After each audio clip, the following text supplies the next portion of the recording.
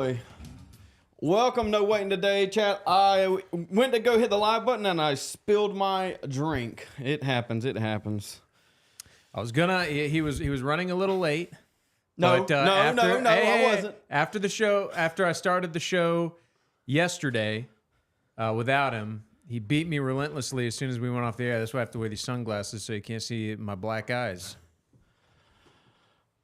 Look what he did to this guy. I thought we had a good stream yesterday. No, yesterday was awesome. Yesterday This was great. guy, this guy is this is our resident founding father.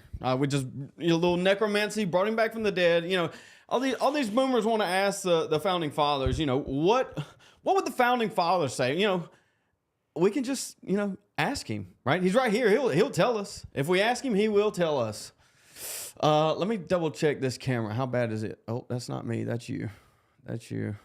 Okay, good enough. We're good. You look all right. Gunner in the chat today and 1989 theology. Thanks for the shout out, Mr. 89. And we got a shout out from William Swolis on the Twitter. If you don't, I heard. If you ain't seen him, go follow him. Puts out the hype edits. Very, very solid hype edits. Any, mini, money. Got it. I do not like. We're gonna have to switch sides on this one. Bing bang. Double me. There's you. How will All it? right, that's a little bit but better. when I look at you, I'm looking off screen. Well, just look at me on screen. All right. Do I look different on screen? No? I guess not.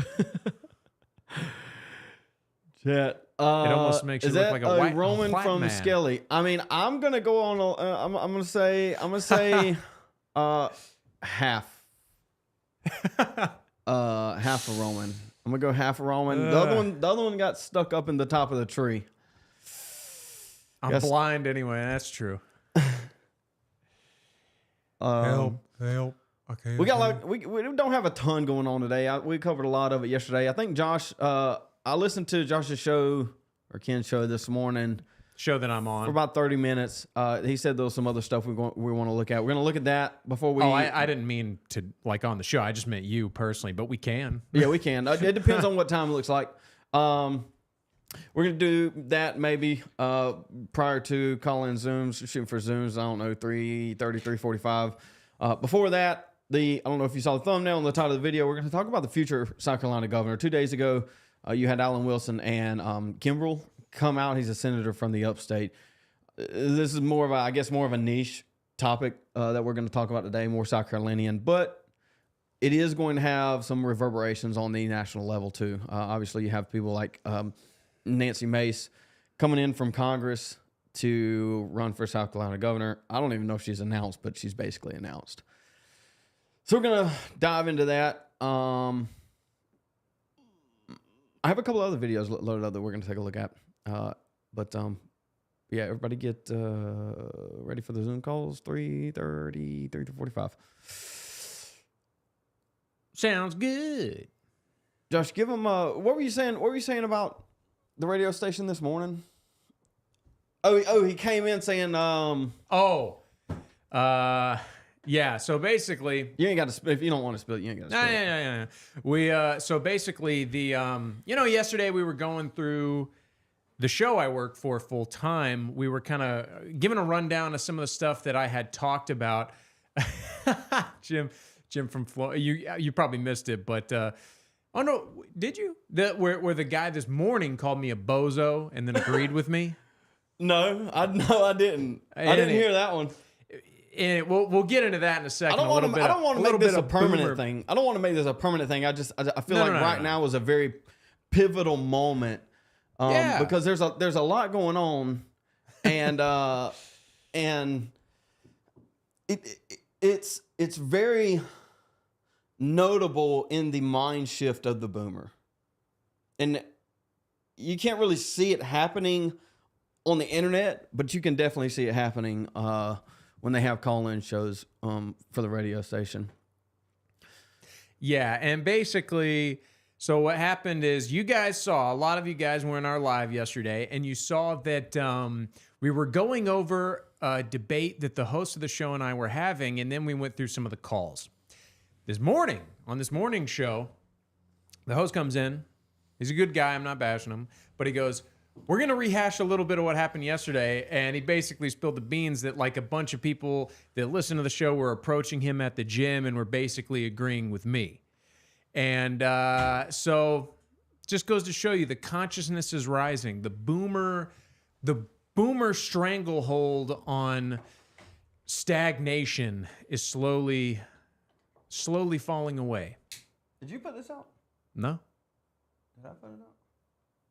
Maybe you spilled your drink on it. Yeah, so basically, and this morning, I was basically laying out. Did he really call you a bozo on the phone? Yeah, no, not Jim, but yes. Well, not Jim, but whoever called in. Yeah, someone called in, and they called me a bozo, which, whatever, and basically the dude was a rambling tard.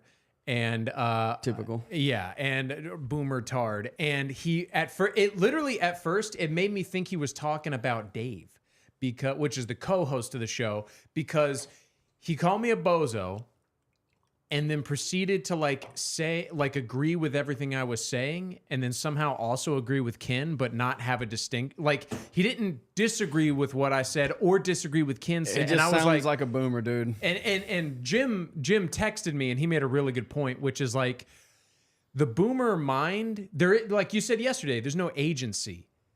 They just have like verbal tripwires. You say a word, and it just triggers a already formulated thought. Yes, it's just regurgitation of what the TV man said. I didn't say this.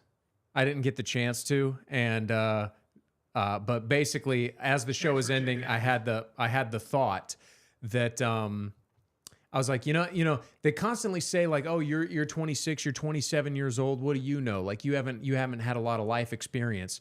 But when you actually listen to what these boomers say, they talk about Ronald Reagan, they talk about this and that. You really start to realize that they stopped thinking when they were in their 20s. Yes. Well, it's kind of the same issue I have.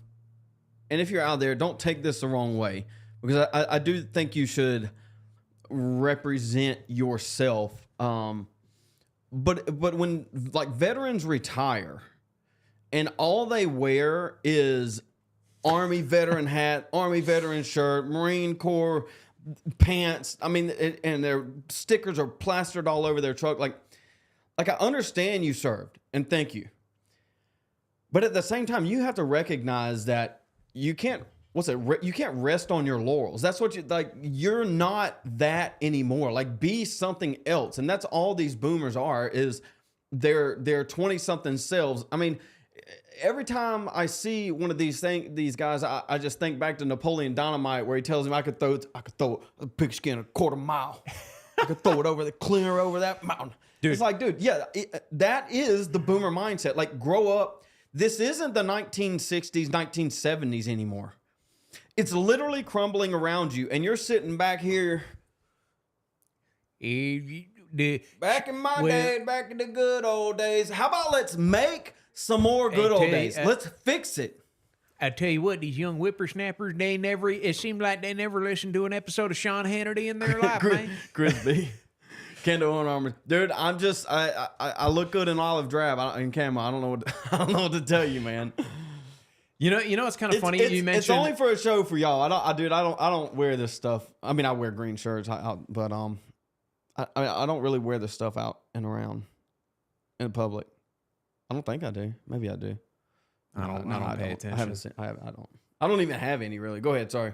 Well, I was just gonna say it's very true, especially about Vietnam vets. I don't know if you've ever experienced this, but it happens because I'm from Charlotte, bigger city, bigger traffic, a lot more wrecks and stuff. I can't tell you the amount of times I've seen someone get into a minor fender bender, and then a boomer in a Vietnam War hat gets out and starts directing traffic. And when I say fender bender, I mean fender bender, where like some guy bumped into somebody else and they pulled into the median or on the side of the road, and yet like a boomer is telling me to stop when I have the right of way, and I just go around them. Have you ever experienced They have this? no purpose, man. I mean, not to that extent, but it doesn't matter. The concept applies. It's like they have no purpose. All of their purpose is in the past, and so they have nothing to strive to. I mean, they've achieved this post-war consensus of tolerance and let everybody in and mooch off the system that they want to. There's no urgency to actually fix anything. It's only platitudes and a performative action of purpose. Crispy said, "My neocon Vietnam vet uncle will direct traffic," and this isn't literally shade to vets in general, or I mean, I guess it is. They're Vietnam vet. There's something about specifically Vietnam vets. Fix yourself, man. It's not meant to be hurtful. Like, just fix yourself.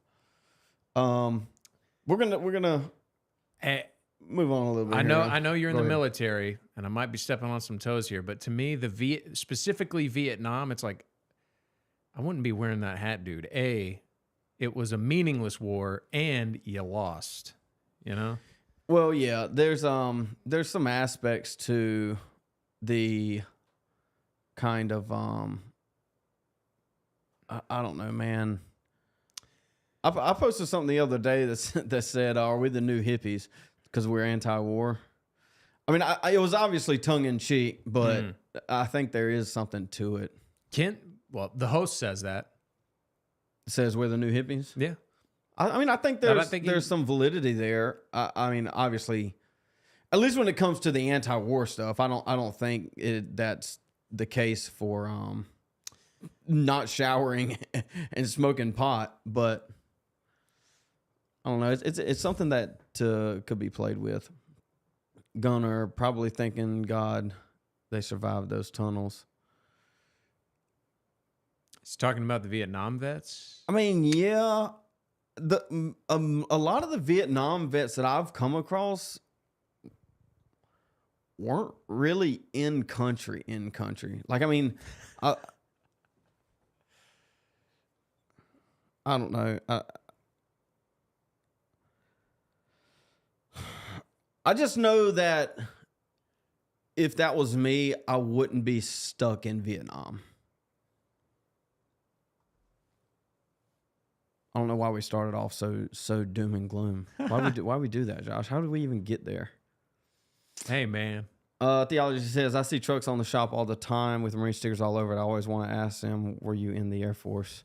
Dude, I haven't done that, but I can imagine that they would they wouldn't appreciate it. All right, I got a quick question. Most of them had thick skin, though. What's something you could do that would like a Marine? If you just see a Marine sticker on someone's car, what could you go up to them and say that would get them to like get physical with you? Is there? I mean, obviously it's not all of them, but like military men have some soft spots. What's a Marine soft spot? Most of them have pretty thick skin. At least from what I can tell. But like that. I mean, there's different Marines. There's a very, very clear distinction between what you call POG, which is personnel other than grunt, and then grunts, which are infantry guys. And so there's a pride that comes along with being an 03 or a grunt in the Marine Corps that the rest of them don't get. And if you could drive that home enough to get somebody angry, I think, if they're not in the infantry. Okay. But 1989 theology says that, referring to saying that they're in the Air Force.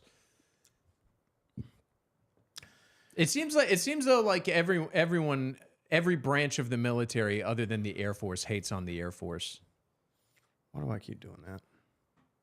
Chad, don't look at that. Let's see. Bing bong. Boom, so we're gonna get into bing, a little bit of South Carolina politics here. I think Malarkey asked a second ago, will the governorship of South Carolina have an effect on North Carolina politics? I mean, not directly, no, but in some form, probably. Probably not. Why? Oh, I'm Are not you on screen aware that again? you're not on screen? It's okay. Old Bobby Bones can take it. Well, howdy do. Bobby Bones. I'm interested to see which way North Carolina goes, to be honest with you, just because of the nature of the state itself. Yeah, I'm sitting in the middle next time. I do not like this angle. I like the shot. I just don't like the angle of the TV. I got you. North Carolina's I'm basically perfectly a purple state right content now. where I be. All right, let's see. Excuse me. There is, I mean, obviously on the thumbnail, you have on the right, you have Alan Wilson, which is the current AG. You have Nancy Mace, which is the congresswoman out of Charleston area, Dorchester area. And then just recently, you have this guy, Kimbrell. Hey, solid first name. Paywall. Oh. That announced yesterday. Hold on. We can bypass things, dude. We can just do things. You can just not pay for things. I guess I'm going to read it in picture. Upstate South Carolina Senator Josh Kimbrell launches bid for governor. 5 things to know. And so this is going to be a heavy race going forward, I think. We're obviously way ahead of it. But we'll see how it goes. Malarkey says North Carolina will never vote for a Republican governor. I'm almost sure of it. I think what's Robinson? Tommy Robinson would have gotten close if it wouldn't have, whatever he was doing hadn't have come out. I even tried to look up what it was, and I couldn't get a solid answer. I think he was doing prostitution or something like that. Paying for prostitution, rather. I can't remember. Don't quote me on that.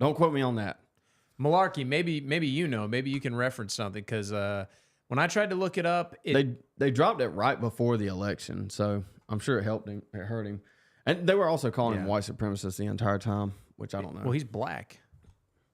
Yeah, but he's a white supremacist, Josh. You didn't know that? We're gonna cover one of those here today too. Anyway, Senator Josh Kimbrell running for governor. That is tiny, and I can't read it. Is that better? I still can't read it. All right, let's do it like this. I can read it for you. Did that make it too big on there? Golly, it's so I can read it for you. Finicky? Finicky. All right, go. Read fast.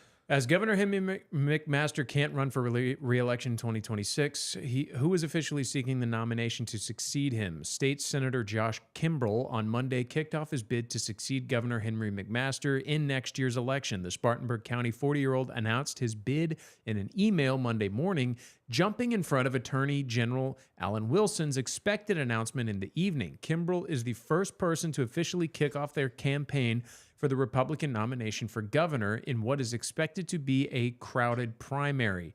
He has scheduled a launch event for Saturday. Too much. This is a pivotal moment for South Carolina, Kimbrell said in the email. I'm fighting for a stronger, freer state rooted in our founding principles. Want me to keep reading? Yeah, I kind of want to just know who he is. I don't know anything about him other than he's from the upstate. Kimbrell is a state senator from Spartanburg County. He was elected to the state Senate in 2020, ousting Democratic incumbent Glenn Reese. Kimbrell served as Spartanburg County GOP chairman in 2017 and 2018, who was also previously a radio show host on an upstate Christian talk station. He and his wife, Lilia, have 2 children. Why does it make sense for Kimbrell to run? Kimbrell is in the 2nd term of the state Senate in a chamber that operates on Senate seniority. Kimbrell is the 30th out of 46 members. He may have to wait at least one more term to reach the committee chairmanship or a seat on the Senate Finance Committee, which controls how the state spends its money through the budget process. Kimbrell was just elected to a 4-year term, and seeking the governor's race comes at no risk in this cycle of losing his seat in the upper chamber. Want me to keep going? Any state senator who would be running has a luxury that they have a job to return to. Unlike a member of Congress or attorney general or lieutenant governor, said former SCGOP executive director Alex Strawman, who was not working for any campaign for governor this cycle. So the worst thing that can happen is that they lose their profiles elevated. That they lose, and their profiles elevated. They're able to build a statewide fundraising network, and they kind of have a new bully in the pulpit. Senator going forward, Kimbrell also hopes to follow in the footsteps of former Lieutenant Governor Haley, Jim Hodges, Beasley, all of whom came from the state legislature. He has issues that he cares about a story to tell and would be the first lesser-known state legislator to make a run for governor. I'm surprised people end up winning it. Rob Godfrey, longtime GOP political strategist who is not working for any gubernatorial campaign this cycle. Is he aligned with President Trump? The battle for Trump's endorsement will be among the potential key factors in the race. Being aligned with Trump is expected to be critical in the state where Trump is popular among GOP primary electorate. For most of the lead to South Carolina, Republican presidential primary, he supported DeSantis. Oof. White House bid. After DeSantis dropped out shortly before the New Hampshire primary, Kimbrell backed Trump over the weekend. Kimbrell was supportive of the president's strike on Iran. Okay. Well, he's not going to get endorsement, one, if that's the case. So the question is going to be who does get it. And I think the answer is going to be Alan Wilson. It's probably just a shadow. I think Alan Wilson's going to be next governor of South Carolina. You think so? You think? Yeah, I think, and I want to bring this up too. Let me see if I can find it. Might be a little bit early life. Born today, boys, but we already bombed everybody. Early life. Kimbrell? This will be a race between Jim from Florence says this will be a race between upstate versus Horry County versus Charleston. If no one from Horry County comes out, Horry County will choose. If no one from Horry County comes out, Horry County will choose. Or right, if what he's saying is if South Carolina and Greenville and the upstate will offset each other. And because of that, where's the, there it goes. And because of that, whoever wins Horry County wins. Just based on numbers, right? That's just how South Carolina runs. This is a text I got earlier today about not Nikki Haley. It's basically the same thing. Nancy Mace. This is obviously one of the other candidates running because Nancy Mace is a TERF, meaning trans exclusionary radical feminist. They sent a picture of her quoted and saying, "I am pro transgender rights. I'm pro LGBTQ." I mean, her entire platform for this governor race is going to be anti-trans stuff. Yeah. And so whoever sent this out, I want to get through this and read it because it was clever. Whoever did it, good job. It's something I would probably do. But, I mean, her entire governor race is going to be anti-trans. And if they can get this to be dug in, then it's going to be hard for her to push out of it. It says, "I'm pro-transgender rights. I'm pro-LGBTQ. Nancy Mace, May 21st, 2003. I couldn't find the clip. I was going to try and find the clip and play it, but I couldn't find it. Today, on 10th anniversary of the Supreme Court's Obergefell decision granting gay people the right to marry, we thank Nancy Mace for her steadfast support for gay marriage and trans people." I was going to say, what a troll, dog. This sounds like something you would do. What a troll. Dude, whoever's running this campaign, call me. For real. Well, you got it today, right? You said you got it today? Yeah, I got it earlier today. If you were watching, call me. It was probably Kim, or it was either Alan or creme brulee. I will not financially support, but I got some. We can throw something at the wall and see if it sticks. But yeah, it says reach out to Congresswoman Mace and tell her thanks. I thought that was just absolutely hilarious when I got it this morning. I was like, I'm not voting for Nancy. Oh, wait. What is this? I'm assuming it's Alan Wilson. I'm assuming it's Alan Wilson's camp. It's really the only one that makes sense to me. to do it. And there's beef. There's beef. Is there already? I would assume. Well, I clipped a piece from Alan Wilson. Kind of, they were started beefing even before he kind of announced that he's running. I still don't even know if he's announced or not. But yeah, he did. He did on the 23rd. But yeah, him and Nancy Mace have had a little bit of beef. Kind of going back and forth. Jim Florence, this will be a race between upstate, Horry, Charleston. If no one from Horry comes out, Horry County will choose. Yeah, Horry County and upstate and Charleston will kind of offset, and then Horry County will make that decision. Josh, welcome.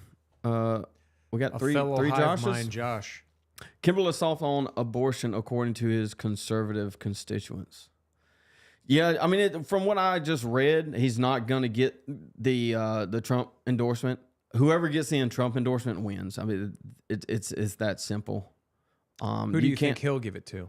Alan Wilson. There's no way he gives it to Mace. Depending on if it's these three running. I know a couple of other names have been floated, but so no one's considering Pamela Evett. I don't think she'll get an endorsement if she runs either. Makes sense. She might. I don't know what kind of backdoor deals they have going on, but I don't think that would be smart. But okay, let me float this to you. And this is kind of pulling from the congressional 7 seat from like 3 years ago.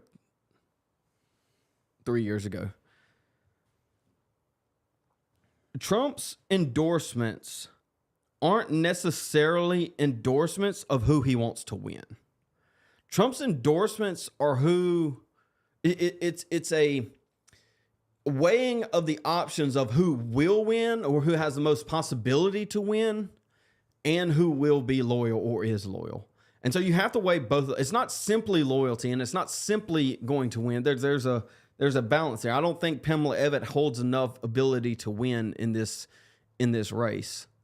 Yeah, I think like Jim, for instance, when I mentioned South Carolina seat 7, you have Russell Fry. He was running against 6 other people that were going to run or that were running, and then you have Tom Rice, which is an incumbent.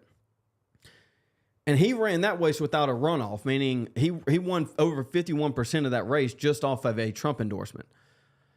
I'm not going to say Russell would have lost outright, but most likely he would have if Trump would have endorsed someone else. Like, that was a tight race. Does that make sense? Mm-hmm. And so Trump's endorsement won Russell. I don't think he would deny that. He won Russell Fry that seat. And Russell's been very loyal to Trump since then. So,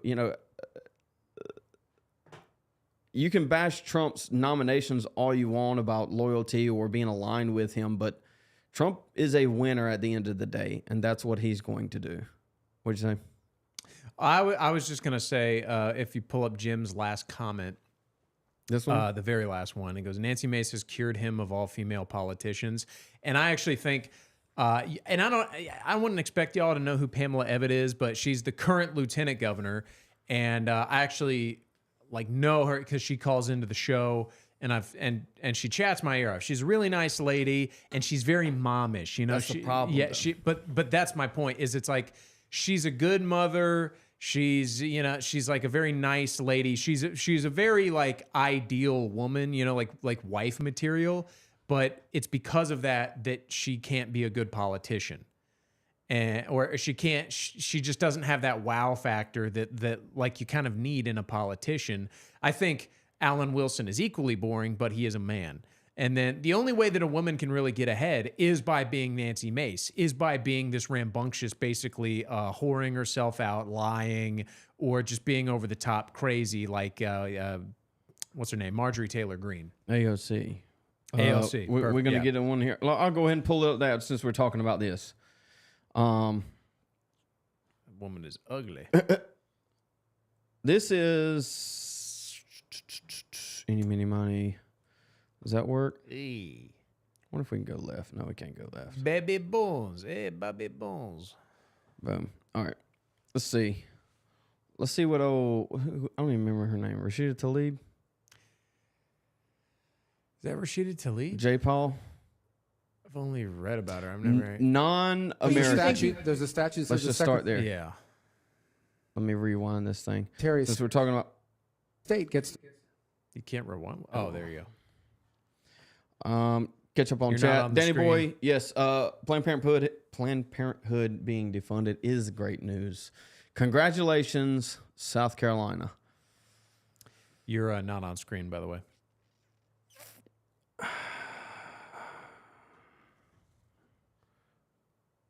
Maybe I want to not be on screen, Josh. You ever thought of that? I did not consider that. Where in the Secretary Rubio shuts down J. Paul. So bad. Jayapal. Jayapal. So bad she was almost to the point of tears. I watched the first minute of this. We'll react to it since we're talking about female. Silly geese. Yeah. Female officials, female congresswomen. Constitution does it say the Secretary of State can override the First Amendment protections of free speech? Is there a footnote that I missed There's somewhere? no constitutional right to a student visa. So, but is there Student visa is a a privilege. constitutional right? Does it say somewhere that Marco Rubio gets to determine which speech is appropriate and revoke student visas based on what you think constitutes free speech? Dude, I'm already we're 30 seconds in, and I'm just exhausted. Where in the Constitution, where in this Constitution that I don't even believe, where in this Constitution that I don't want to uphold, where in this Constitution does it say specifically, chapter verse, show me chapter verse in the Constitution, what it says about this specific thing? Statute. Again, we were talking about yesterday. They don't care about the spirit of the law. They don't care about the spirit of the Constitution. If they did, we wouldn't even be in this situation to begin with. Yeah. He should just say, well, I would think you would have read it, so you should know. There's a statute that says the Secretary of State gets to determine whether someone is a threat. We deny visas Do you every day think all that over the the world. and we'll INA, do you think that the Immigration and Nationality Act trumps the Constitution of the United States, Mr. Secretary? Bro, Dumbass. we want to talk about nationality acts. We can talk about nationality acts. We can talk about them. Where in the Constitution and the Nationality Act? Well, Congress can always change the law if you want, but I'm telling you, Mr. in the meanwhile, I Secretary, have the let me authority. I be will clear. continue to revoke the visas of these people that come here to tear You this said that, country Mr. Secretary. apart because Let me they're on reclaim student my visas. They're time guests. because you are talking about revoking student visas based on what somebody says, and that means that you are trumping the legal Supreme Court, the supreme law of the land, which is the Constitution of the United States. No one has why a right did to a the student administration, visa. Mr. Rubio, why did Privilege. the administration need to use masked, armed, unidentified agents to whisk somebody up? See, they do this too. She's just see, this is something I just generally don't like about the Senate hearings, is that the There's circle asker, jerks. they just have too much control of the conversation. Yeah. Right, she just said what she had to say, said what she had to say on the topic, and then just moved on to another one. Yeah. On either side, I don't care who's up there. There should be an allowance for topic response. Well, yeah, Does that make sense? Like you said, you see it from both sides. Like I see videos of Republicans where boomers are like, "Look how he schooled him," and it's the same thing where it's just like He they didn't even just have a say chance. their Yeah. opinion and then just blow past it. It's very unbecoming of what looks- should be statesmanship. Yes. Like if there's anywhere to have decorum, it's probably in the state house or the Capitol. I agree. And then you got some little boy here, barking at Marco Rubio, even though I hate him. He's coming along, dude. No, he's not. Off the street, and Josh, you're just such a doomer, man. I'm a realist. Give me. Let's just. If we're sending the students on visas back, if we're just voiding student visas, give Marco Rubio his little win, dude. Let him send them back. denied Now- her counsel. Here's the thing, though. She is kind of right. I don't care. They're not deporting foreigners. They're deporting they're deporting anti-Zionists. Well, some, yes, most of them are. But the point stands. I mean, I'm okay with the fact that they're foreigners, but it's not really a win. It's not a loss, but it's not a win. okay. For almost 24 hours after Well, an you'll arrest. have to ask the agencies that did that work. Well, I'm you not have- responsible for that. I'm responsible for but- revoking the visas of these people that come to tear Secretary this country Rubio, apart. I'm talking Never about should have this allowed them in. particular case where you revoked the student visa of a Turkish citizen who was a graduate student who wrote an op-ed that you didn't like, and suddenly you allowed for mass. Yeah, I think it's perfect grounds for being able to revoke a student visa. I do too. Perfect I agree. grounds. I agree. If I don't like the op-ed you wrote, congratulations, you can go write it over there in Turkey. Well, I don't care. Yeah. It's our judgment to make that call. Crispy said only Semitism is grounds for revoking visas. Just revoke them all. Yeah, I mean, hell yeah. just like deportations. We're gonna deport them all. We just need to revoke all of them. There's no reason to have foreigners in America going to college essentially for free, where they can do whatever they will. I mean, who's to say they're not all spies? Too? Here's the thing, though. Here's the thing. You're very critical of like Nick Fuentes, for example. I'm using him as an example because of his allying with Muslims, right? Mm-hmm. Okay. You're basically advocating for allying with Zionists because they're getting rid of Turkish people who are speaking out against, who are writing op-eds against Israel. That's why they're deporting him. That is why they are deporting him. It's the principle. But the principle. What's the principle of allying with Muslims? Rising sentiment against Jews, I guess. Yeah. Because they're anti-Semitic. Gotcha. Yeah, but I don't. In all reality, I don't care if they're anti-Semitic or not. If they're not supposed to be here, they need to be deported. And if anti-Semitism is the excuse to deport them, I'll settle for it. But here's the thing: they're getting rid of they're getting rid of anti-Israel advocates. They're not getting rid of pro-Israel advocates that are also here on visas. I agree. They should. I agree. They should. Yeah, but it's not. It's not like, yes, victory lap. We're getting rid of illegals. We're not, or we're getting rid of visas. We don't have to run a victory lap, but we accepting- can accept that there is a win here. That people that are burning down cities and writing op-eds against America in general. I know this one was specifically Israel, but them not having student visas is a good thing. I agree. It's not a victory. I mean, I'm not shooting fireworks over here. Here's the thing, and it's a complicated thing. I'll get you this, but now think about it. They're not against visas. They're not against blanket visas for other nationalities. And so what we're getting is just the visas of people that are coming here are pro-Zionist. And where are they? They're at Oxford. They're at all Oxford. They're at all the like tier 1 schools. All the Ivy League schools are just going to be pro-Jewish. Problem department. Hello. Josh, talk to the hand. You ever heard that? Yeah, I've heard talk to the hand. Talk to the hand. Speak with a voice of reason, Zeb. Talk to the hand. The audience, they're agreeing with you. That's fine. I It's okay to be. I told him it's okay to be wrong, dude. This guy. I think we agree. We agree. I'm just willing to accept that it's a little bit of a win. Yeah. I mean, it's maybe it's semantics. We were just arguing semantics. W. Josh. Larkin said Rubio is anti-American. There, I said it.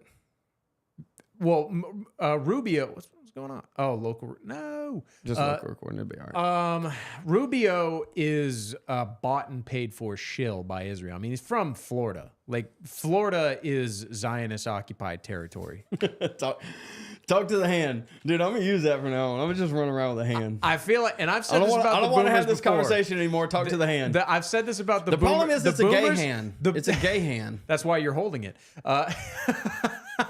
The problem that a critique I have of the boomers that I think applies to you, it does apply to you, is I think you're so desperate for a win that you're not accepting the situation for what it really is. Oh, I mean, I acknowledge that. I accept it. That's what it is. I come across as a doomer because I'm like, it's not bad, You're a doomer, but it ain't dude. good. You're a doomer, dude. It's what it is. It's okay, guys. It's okay to be wrong. I'm just kidding. I mean, I think we agree. I mean, we're messing around. That's what we're here for. We're here to disagree. That's what y'all enjoy. Is what it is. Men to whisk her off the street. And you have multiple jobs, apparently. You're the national security advisor as well. So don't tell me it's not your job who snatches her off the street. We don't do the snatching, but I can tell you we do the visa Let me revocation. ask you about the national security consequences of people, masked men on the streets, snatching people off the streets. If these are legitimate law enforcement agents carrying out proper arrests, why are they hiding their identities? Because then radical crazies will try to hurt them. So you think that Look at Marco. That's totally look at legitimate, by Marco the way. Rubio advocating anonymous ship. Anonymity. No, I don't. Nope. A non-ship. We're gonna go from there. Marco Rubio advocating anonymity. U.S. agents who have almost always gone without face coverings, even when they're arresting some of the country's most dangerous criminals. Isn't she a Muslim? Doesn't she advocate burqas? I mean, I get it's slightly different, but crying about face coverings, Josh? I don't mind. I actually don't mind head coverings for women. I don't mind head coverings. The way the Eastern Orthodox do it. Well, that's radically different. Maybe I'm not thinking of the right one. Like veils? No, not like. Yeah. Like, is that what the Eastern Orthodox do? No. Okay, yeah, whatever they do. So much to fear from a graduate student who wrote an op-ed that they need to be masked. Is that that law accurate? student was a guest in the United States on a student visa. No one's entitled to a student visa. So you revoked her student visa based on an op-ed which trumps the Supreme law of the land, which is the Constitution. Someone's coming up here to stir up problems on our campus. We're going to revoke their visa. She didn't do any of that. She wrote an op-ed. Well, she that's wrote what an you op-ed, claim. and I'm talking to you about her particular case. Claims and your claims. Those are not the facts. You reclaiming my time. You revoked her student visa because proudly. she wrote an op-ed. And Would we'll do you more. We're revoke? gonna do more of I them. have another question for you. Would you revoke the visa of someone in the United States who published claims that quote Jews are an untrustworthy and dangerous group? Yes or no? We will revoke the visa of anyone who's in this country as a guest Are who's you here to are stir you up going to trouble. revoke the visa of somebody who made Send me that? the case, that I'll look at it. that I'm statement? looking to get crazy people out of our actually, country. it's not just about revoking. Forward You to actually, revoking the visas Secretary of any Rubio, lunatics you excuse can me, identify. reclaiming my time. Can you explain to me why the Trump administration granted refugee status to Charles Kleinhaus, the white Afrikaner who tweeted that exact statement that I just said? There's the case. That's not a visa. You who granted that person That's to a enter the totally United different process. States. That's someone that applied here through a totally different process. Secretary Rubio, visas are a privilege. Secretary we deny Rubio, them all the time, and you we'll revoke revoked them. a visa based on an op-ed, and then you allowed for masked men to snatch somebody off the street. Dude, about halfway through this thing, you can hear a voice start getting real shaky. Yeah. Sir, we are. All right, I think we already had that debate. I don't feel like having it again. Yeah. It's a little win. Take it a little win, Josh. It's a little win. Well, here's the thing. If you isolate the surrounding, I'll give you this. If you isolate the surrounding context, the videos of masked men swooping up people in burqas, love it. Based. There's just one problem. And here's the thing. Malarkey's saying it's a W. I don't know if I'd even go that far. No, see, yeah, like, I want to make this point. It's not. You can't allow them a win in this position because it's not. It's you have to apply the principle across the board. She's trying to I'm advocating for get rid of both of them. Yes, and she's advocating for more strife in America. We need more disruption. Yes. She needs to go because she's a foreigner who is retarded, and he needs to go because he has sold us out to the Jews. We need to have what he did, but Rubio, for people like him. Is that French, Rubio? No, I believe he's like is Hispanic. He's got like Marco. I'm joking. Is he French? I don't get. I don't know. He's I mean, it's definitely Hispanic. It's like you know, I mean, they call Fuentes Mexican. Rubio's definitely Mexican.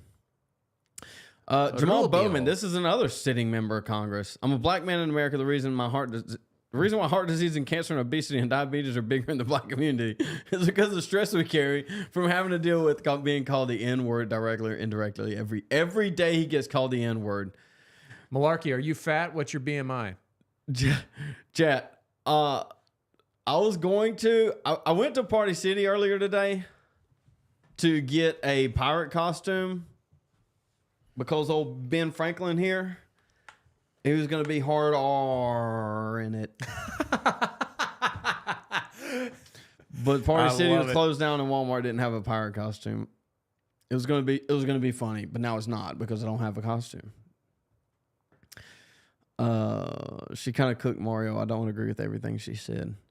It's like I said, Rubio didn't have an opportunity to respond, and this is the problem with these Senate or congressional hearings, is just the structure of them allows for whoever is sitting in the pedestal chair to win.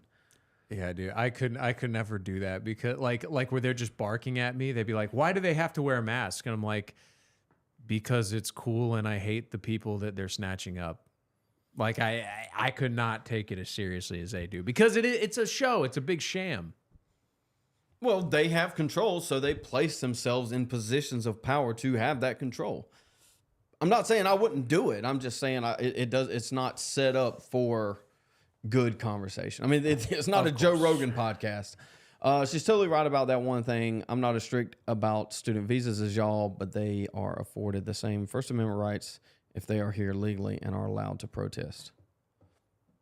I disagree. They are allowed that. I mean, obviously they shouldn't be, but they are. That's where this is a double-edged sword. It's like, yeah, we're getting rid of foreigners, but why are we getting rid of foreigners? It matters. It does matter. Yeah, the problem is we're already here.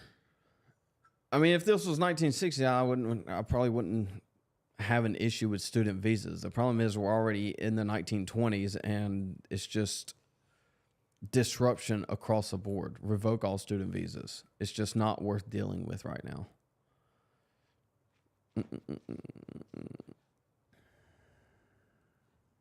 Let's see what old Mr. Bowman has to say. Catholic pro-life ministries bombed. We are not dealing with America's original sin and its disease of hate and racism towards black and brown people and sexism towards women and anti-LGBTQ sentiment. We are not dealing with that. Your colleagues in the Republican Party do not hold each other accountable when it comes to the racism that comes from the party on a consistent basis. Congressman, I mean, where are you on? That itself is racist. I mean, he's accusing a racial group of people of being racist. I mean,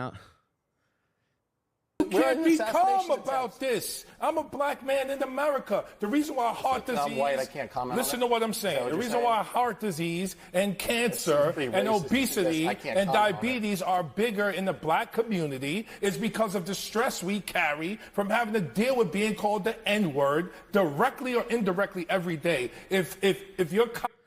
That's crazy work, dude. Malarkey, help us out here. How can we indirectly call people the N-word? Asking for a friend. Matey.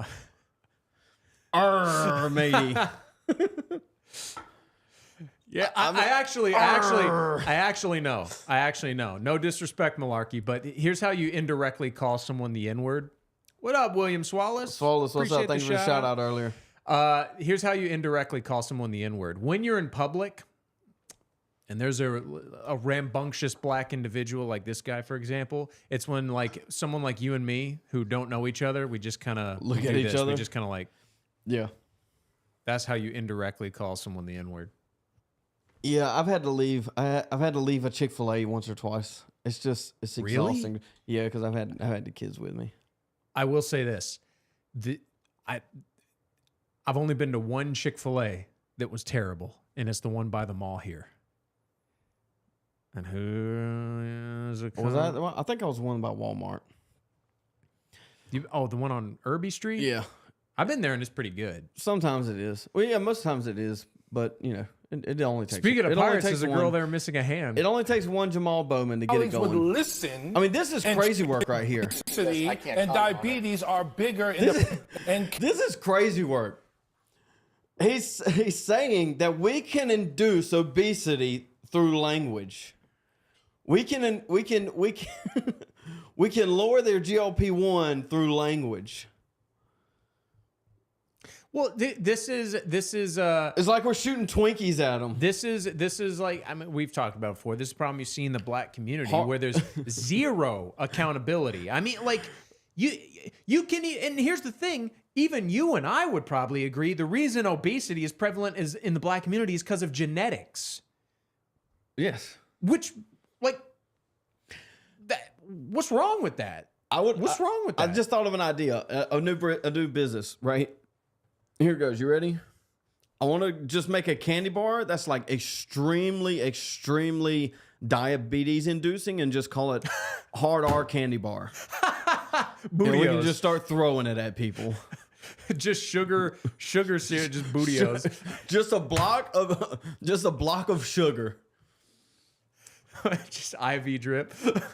Cancer and obesity and diabetes are bigger in the black community is because of the stress we carry from having to deal with being called the N-word directly or indirectly every day. If your colleagues would listen and try to learn and engage and grow and stop being so hateful, we could have a better country. Jamal, but unfortunately, we're still here. Jamal, the hate's coming from one side. Jamal, I feel your passion, and I understand where you're coming from, sincerely. I really, really do. It happens on both sides, Jamal. Real quick. You might think it happens more on... Right there, that's the problem. I feel this it. guy. I do. This guy is not worth engaging with. This guy's an idiot, and he needs to be treated as such. Like like you said, it sucks that we can't have decorum anymore, but that is what it has come to. If I was running against this guy, I wouldn't be like, Jamal, I get where you're coming from, and I understand, but here's the thing. Your argument doesn't actually make any sense when held up to scrutiny. You just go, are you fucking idiot? Are you retarded? I mean, because he is, and that's what needs to happen. That's how he needs to be treated. Yeah, the time for conversation and discussion is over, sadly. I mean, these people aren't, one, they aren't reasonable, and two, they don't want to be reasoned with. They just want to impose their power that they've acquired. I mean, this is a sitting member of Congress saying the most outlandish thing. Like, how do you even think you would be able to start to reason with someone like this?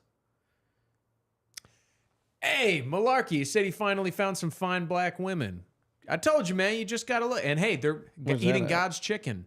Malarkey is his last comment. Up. Dip. I was in Chick-fil-A the other day, and there was surprisingly some fine black women. Hey, yeah, told you. Just go look for them. Did you talk to them? Yeah, genetics aren't real. I mean, all we have to do is look at the screen.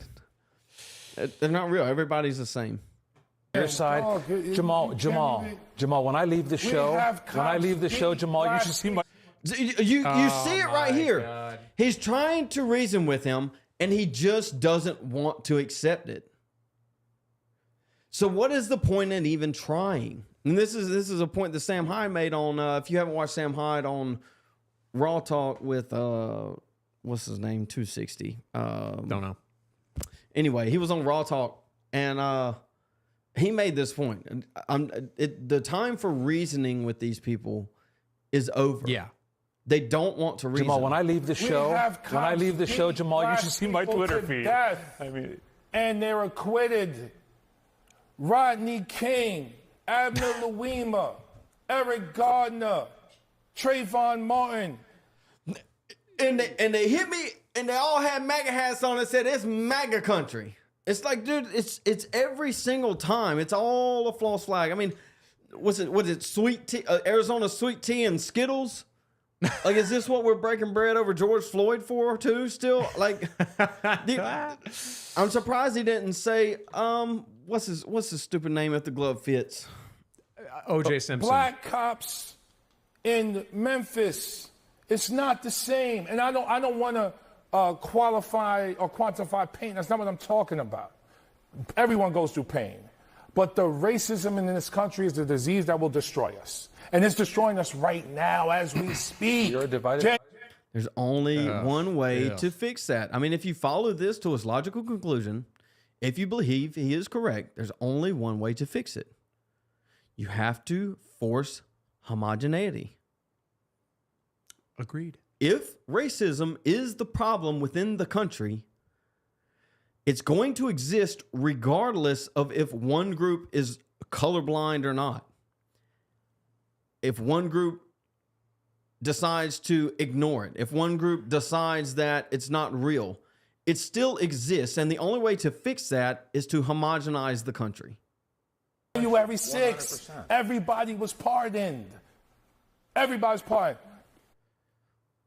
Is he pulling January 6th, dude? Like, that's my point. Is like even us like criticizing this guy, it's almost like throwing rocks at retards. It's like I mean, why even bother?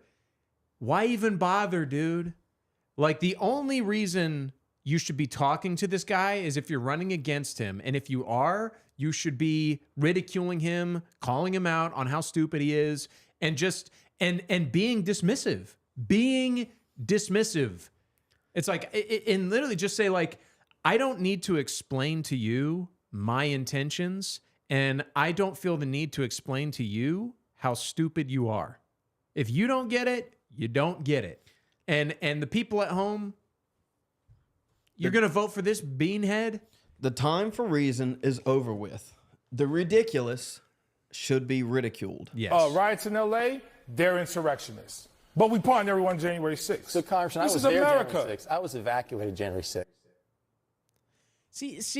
Like, Let's just finish this. I'm done. That was not a racist incident. I don't know why you're making that connection. My man was walking through the Capitol with a Confederate flag. I was evacuated, Congressman. What does the Confederate flag represent? Come on, Congressman. I'm asking you a question. This is a sitting congressman. I'm asking you a question. Your country is lost. What are you gonna do about it? Reason with him? This was not. This was about a riot in the Capitol. When you erect a wooden cross in American history, what does that mean? Google black lynchings in the South and watch the images that come up with black people. Google it. The Google told me, so it's true. The Google told me. Google Lynch. The future TV man told me, not the old TV man. The future TV man told me. You need to go on and say Rodney King deserved to get the shit kicked out of him because he tried to run over a police officer. Trees and white people looking and eating sandwiches. This is America. Are we going to deal with it or not? Why are you in denial? Stop it. I'm not saying. Let me let Mark respond. Chat. Is that it? Oh, it's over. Yeah, okay. Bowen said, yet we're still here. The GOP will pander for votes they'll never get, but never pander to us. I want to be pandered to. Yeah. This is the thing I was telling Josh the other day. He was talking about y'all had a call in the other day saying that they don't want fascists to take over, but they'll vote. No, it might have been a tweet I read. They said they don't want a fascist to take over, but I'll vote for a communist before I do a fascist. It's like we've been voting for communist, or at least compromising to the right for the last 200 years. Compromise the left. So yeah, we've been compromising to the left for like 200 years. Like let's compromise to the right for a couple of elections. Let's just see what happens. Well, and here's the thing. So this morning, and you probably didn't hear this part, but on the radio show, I was basically advocating. The host asked me, he goes, okay, so let's say you right now have the power to write up a new amendment. What would you do? And I was like, and we were talking about religion. So I would say, I would allow religious freedom for Christian denominations, Catholics, Eastern Orthodox, Protestants, Presbyterian, whatever. You can be allowed to exist. You are not allowed to freely and openly have a synagogue, have a mosque. You are not allowed to be a Buddhist. You're not allowed to freely practice any other non-Christian religion. That would be the amendment that I would make. The conservative boomers were calling in and saying like, well, Josh wants Sharia law. Josh wants to kill every non-Christian. And it's like, dude, just be honest. Like, just engage with what I'm saying. But even conservatives will take they will take anything right of them to its extreme. But they concede ground to the left all the time. It's also we didn't even get to this part. I know it's about 3:45. Josh, do you want to listen to some of this? What is this? Your show from this morning. Nah, it's basically just a rehash of yesterday. I just meant like I think you would like it. We can. Okay, I'll check it out later. Yeah. Let me do this 1 second.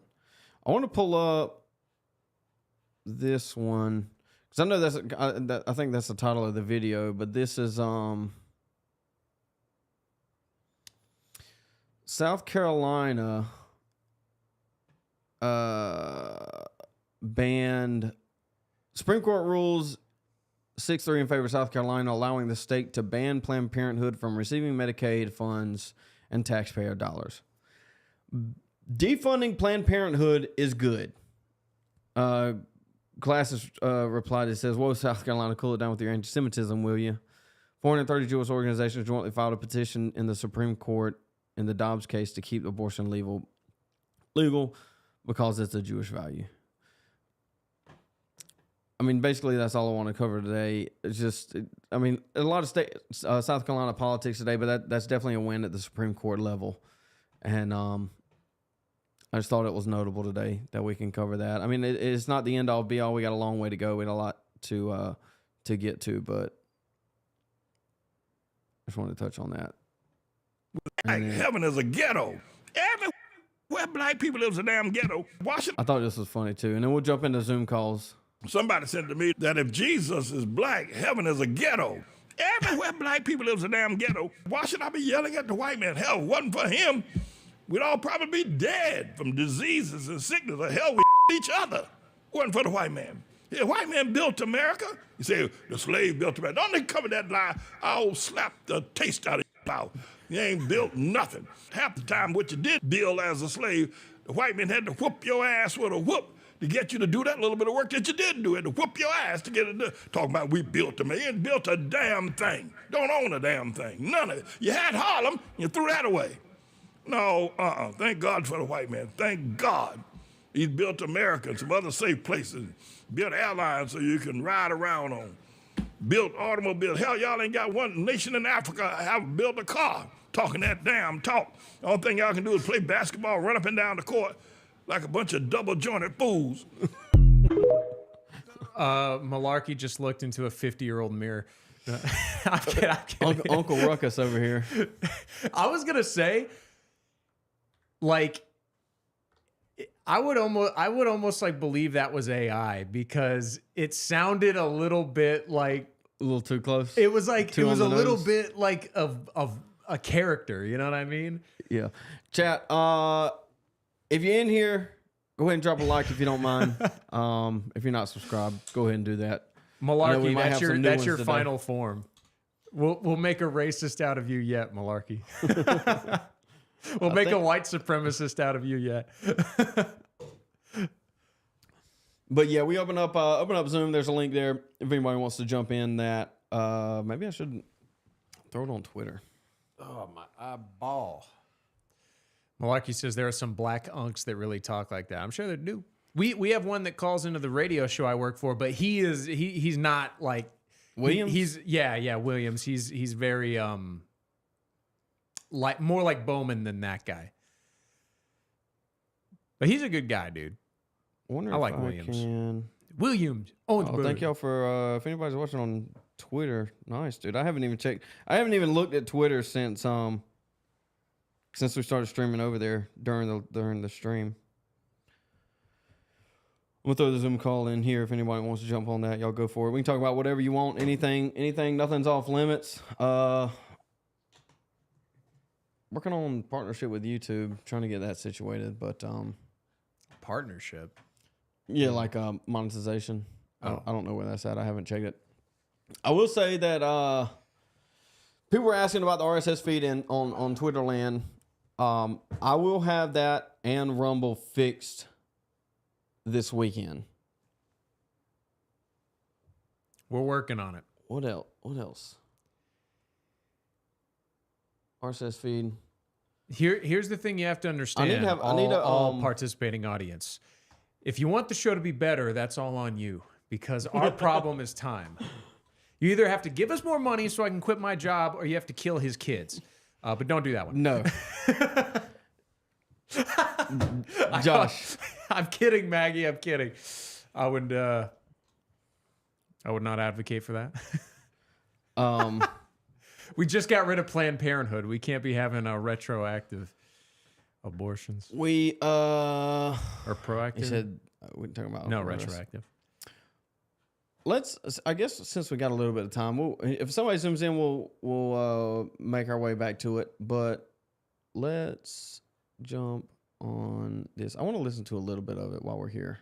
Okay. Any money? Archived edition. To the question in the terms of my goal. I don't know or if it's a my question. plan. I don't know if it's a question. It's more of a how do we square this goal with the Constitution? Well, I mean, I don't think you can with the Constitution unless you amend it. Well, I agree. Okay. I will say one thing. Like when we do these live streams, I know people hold conversations all the time, and then after the conversations, they think to themselves, maybe replay it a little bit, and you're like, oh, I could have said that. Oh, I could have said that. But in the moment, you're just so consumed by the thing. It's yeah. I do that all the time with these live streams. It's like, dude, I could have landed another one. We were like, it kind of means something. They were like, no, it means everything. In other words, when the Italian and Greek families came to America early on, some of the Jewish families, they were prohibited from speaking their native language in public. I mean, it was like, no. I mean, we're in America. We're in America. We're going to speak English. This is their quote unquote native language, and I don't want to hear my family members speaking Italian out and about. I mean, I guess when you get in the house and you speak, some of the language of the country you came from. So I think we have a history of embracing diversity. Yeah, but how do you deal with a group of people who have publicly said, in a lot of cases, we want to take over America, and we're going to change it to our culture? But does the Constitution prohibit that? Dave, I know. Probably should. I was like, yeah. Okay, let's amend. What the amendment look like, Rip? You can't say crazy things. Right. I mean, you see, I know it's difficult. There's this friction point in America. You can't today. be Arab. And I want to make clear, I probably agree with you out there who say things about our national identity. Joshies. Well, I mean, not the groupies, but the Joshies. I can't take the Constitution out of the equation. Dude, I think it hit a nerve with people telling him that they agree with you. Well, what I really wanted you to hear, so keep in mind the timestamp is the very beginning. If they hear the name of the show, they hear the name of the show. It's fine. So like go to maybe the 2-minute mark. So around 8:42. Try there. It's the most consequential city in America. The United Nations is in New York. Wall Street is in New York. It's the hub of the financial sector in our nation's economy. Now, whether you like New York or not, like the beginning. It's a consequential just global start it. city. Just start from the beginning. It's an American. It's a power 0937 hour number. Good morning, Josh. Good morning. Good morning, Royal Rev of Radio. Good morning to our listeners. I want to go all the way back. We're not talking about the 5 of the 9 car. We're not talking about the College World Series. We're not talking about Coastal Carolina. We're not talking about how many days before the Gamecocks begin hot pursuit of a national championship. Yeah, shout out Coastal Carolina. I think they won at least a game in the World Series, if not the World Series. I think they might have won the World Series. I don't know. I don't keep up with sports, Paul, but I don't either. They're local, so congrats. We're going to talk about something Josh and I concluded the show with yesterday. Rev and I concluded the show. It's usually this way, almost the trifecta of us. Josh has an opinion, I have an opinion, and Rev's opinion is normally somewhere between the two. Well, on one hand, but on the other hand, it's pretty wise. It's the way it's pragmatic. Let me say, it's the way you endure. It's the way you last in the world we all live in. And I want to make emphatically clear. I got pinned down yesterday by 2 Joshies. Two yuppies, 2 younger guys. Who said, 2 Joshes because they agree with you. It's not that I'm not with Josh. My acolytes. I think national identity is totally Understand? I just feel like, basically starting off the show with like, I got to beat you in this argument. Yeah, I think it. Hopefully we're still some streaming. technical issues. 88 viewers. ISO recording will stop. I'm assuming we're still streaming. Oh well. Is be careful what you ask for, because the Constitution applies equally to everybody, right? I mean, that's the idea. It is it is the framework for governance. It is how we are to govern ourselves. It provides a structure for the federal government. Fair enough? I mean, would you agree to that? A structure for the federal government. Framework. The division of powers. It declares the rights of individuals. It does indirectly shape the national identity. Was there anything else early on? Nah, you can skip around a little bit. I want to get to some of the callers later. Was there anything else earlier in the show? Just click on right where you are, because we talked about it for like the first hour and a half. A kind of the heartbeat of nationhood. But the Constitution is a stubborn document that says New Yorkers can elect a Ugandan communist Muslim if they choose. There's no way that's good for our national identity. But the Constitution says, have at it. Take a break, back in a few. See, the problem is it depends on what version of the Constitution you want to hold. I quoted you a few times. I know, I heard you. You did? Yeah. Back 843-661-0937. If Josh were the guy hired to carry the message around the country that we're losing our sense of national identity, and the Constitution does not clearly say yay or nay, and Josh hired me to be his chief consultant, pay me a lot of money, I'd go back to the preamble and I'd say, hey, Josh, we the people and general welfare. I mean, you that suggests. I brought up that there's this perpetuity or posterity. Posterity. Yeah. This collected identity that rooted, kind of hanging its hat on this self-government. I mean, I don't know that you can get there, and I don't know that the Constitution is the framework of our government. I mean, there's no denying that. You're nodding your head. Yeah, obviously. I mean, it lays out the structure of the federal government. It talks about the rights of individuals. It talks about the division of powers, but it is at best vague on national identity. The place where it probably does touch on national identity is in the preamble, we the people, and then when it says general welfare. But it explains that the Constitution has not changed, except for the amendments we've made. Our political courage has. Take a break. Oh, I'm so glad you got to hear that, The Constitution has not changed, except for the entirety of the Constitution. I know. What do you mean? I had to turn my head when he said that. I literally was like, what? You cannot change the Constitution to meet every little thing that was there for a reason. It's been there all these years. I can't understand. It's not great over these other countries. I can barely understand it then, let alone now. I agree coming to America is good for you and your family. I wholeheartedly agree, but there's a way to do it. There's a legal way to do it. And coming across there's a way to do it. There's a legal way to do it. That's not it. But once you get here, don't try to change the United States of America. It's been around for 250 years. It's still to suggest the problem in America today is the Constitution is just, I mean, that's a disingenuous argument. That the Constitution has not changed, except for the amendments we've made. Our political courage has.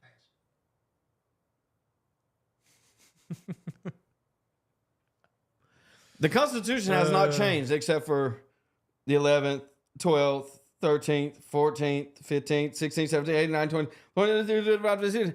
I mean, except literally more than half of it. Yeah, like over 2/3 of it.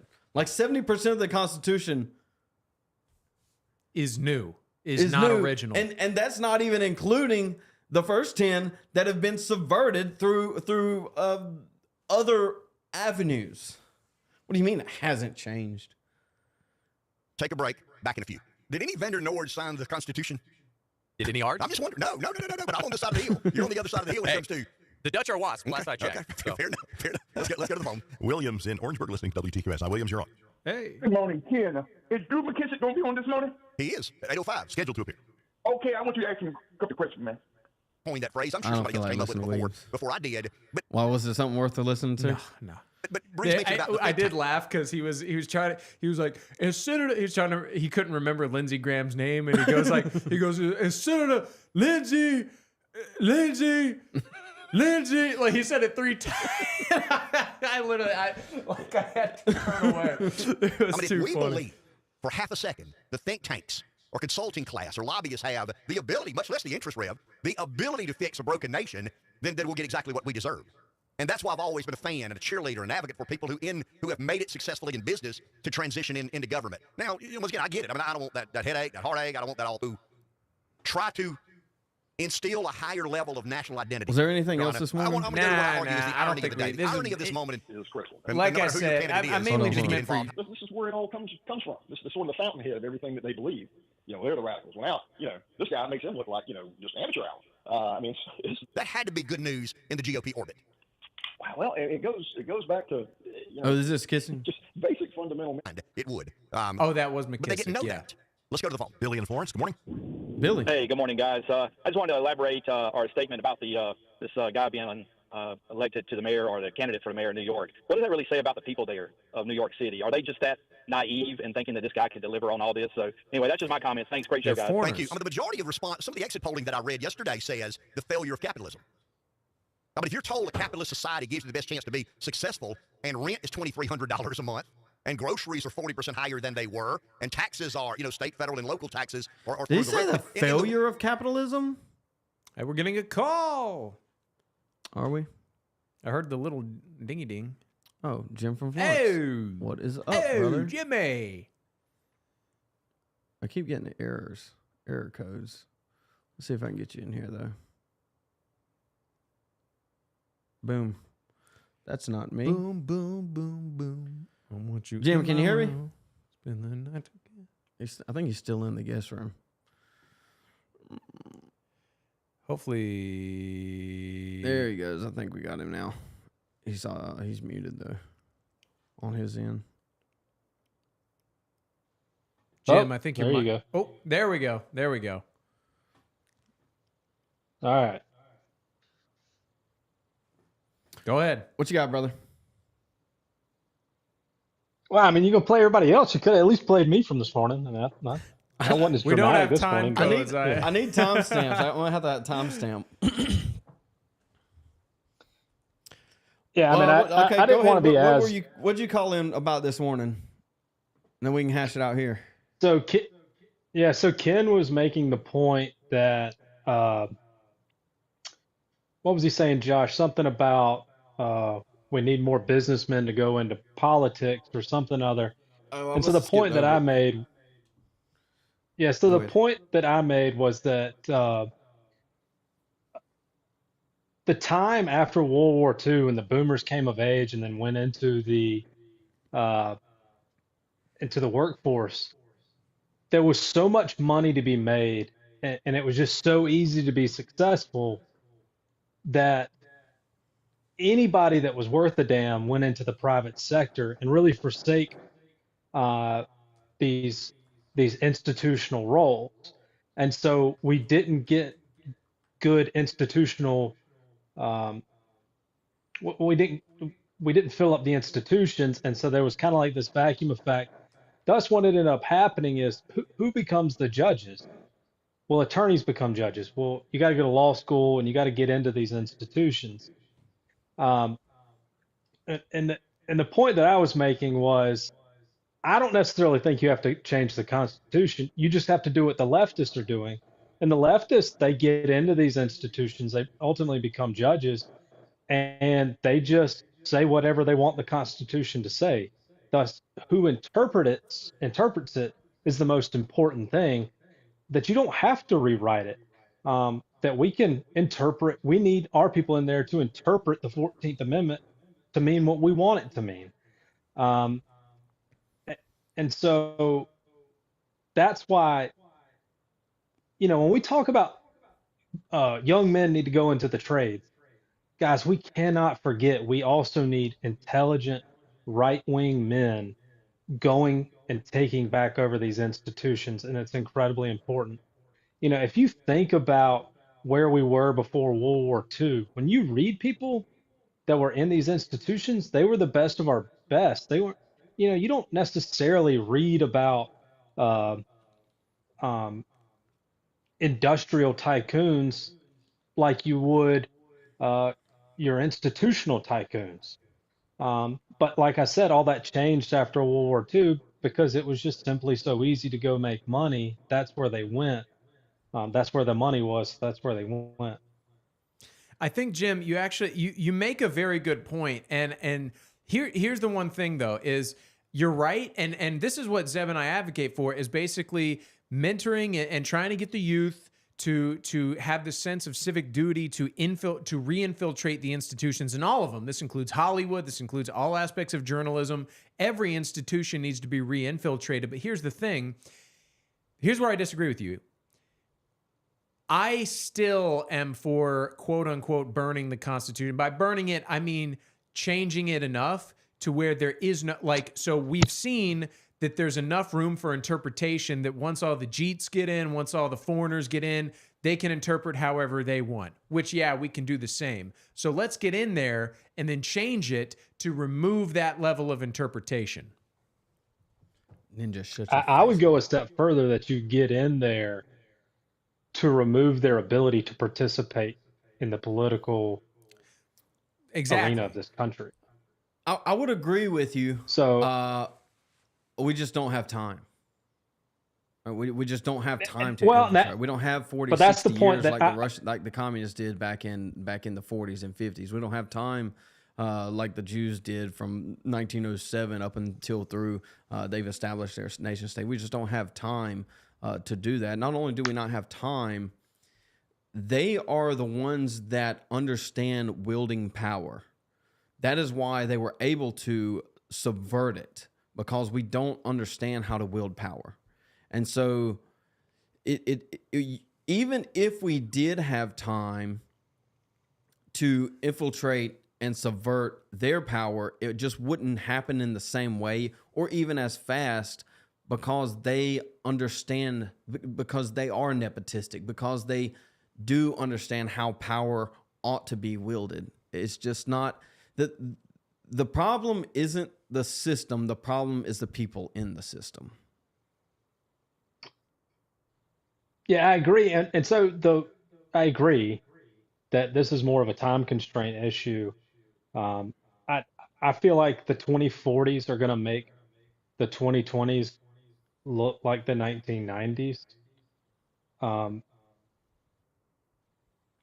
I mean, I agree with you. I could see radical change I've heard a coming lot there. of people say that about the 40s.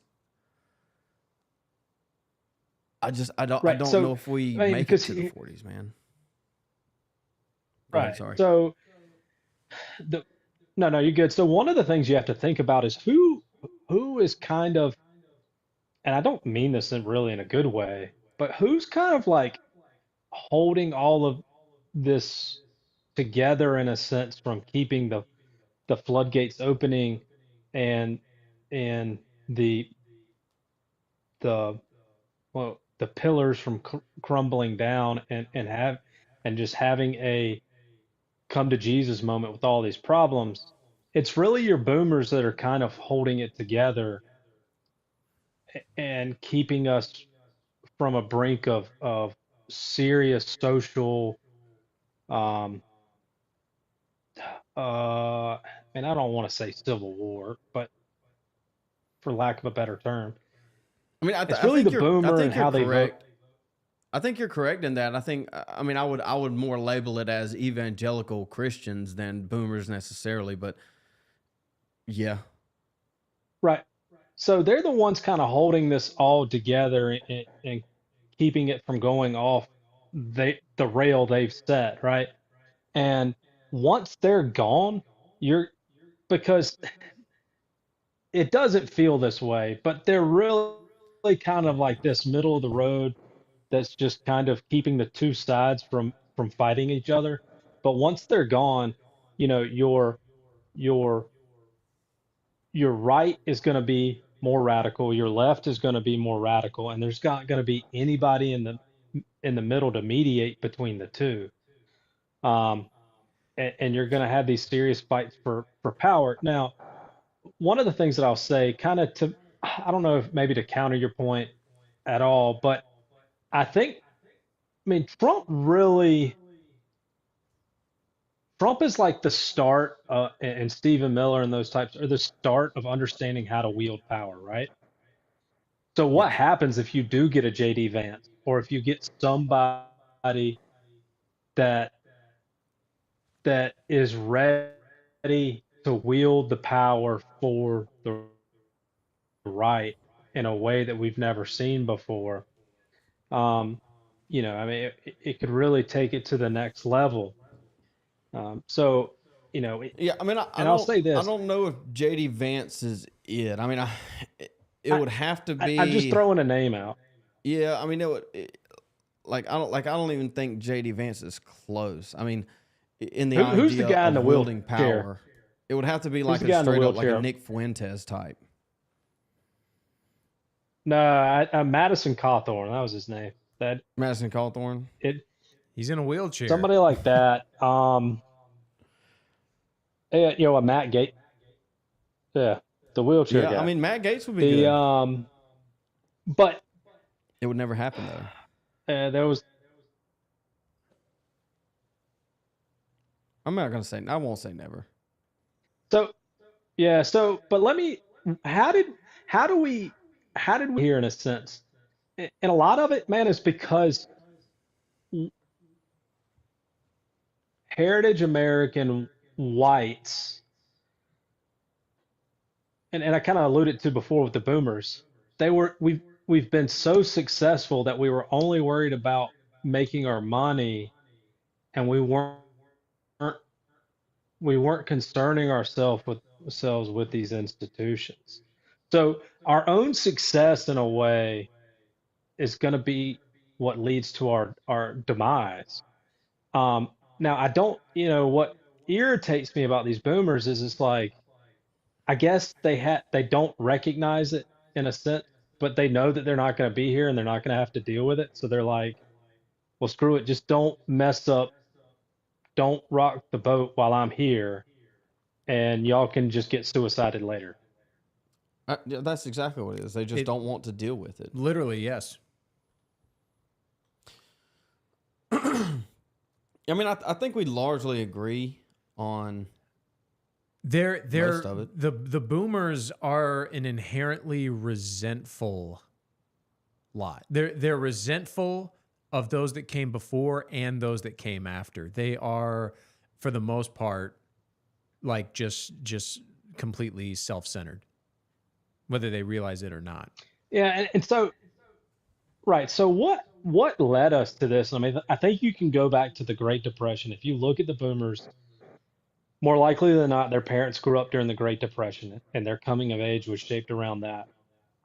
You know, they get back from the war, and then they have a bunch of kids, and they're super successful, right? They're just money like they've never seen before, right? And so they just shower their children, who are this huge, just ungodly sized generation, and they just shower them with money and luxuries and Americana, and they give them this ability to go have this future, and they build this thing up for them.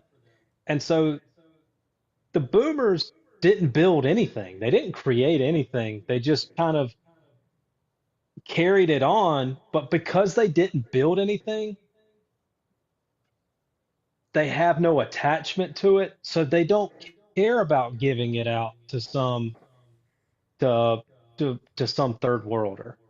They didn't earn their That's inheritance. That's why I mean, like we complain about the New Yorkers coming down here to South Carolina, but even if you discard the reasons, even if you discard the political reasons, that is an inherently, even if they were just coming here, if they were leaving something better to come here just because they like the beach, that is an inherently selfish act. They are abandoning the heritage that they came from, that they should hand down to their children, in favor of something else.